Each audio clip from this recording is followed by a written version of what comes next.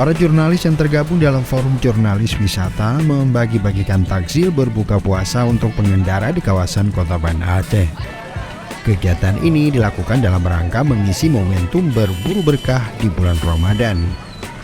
Ratusan paket takjil dibagikan kepada pengguna jalan yang melintas dengan sasaran pengendara becak dan roda 2. Pembagian takjil ini adalah bagian dari kita berbagi di bulan suci Ramadan ini, di mana takjil yang kita bagi hari ini merupakan urunan dari forum jurnalis dan juga ada beberapa pihak. Kami berharap dengan berbagi ini akan meningkatkan kita dengan yang puasa di bulan suci Ramadan ini.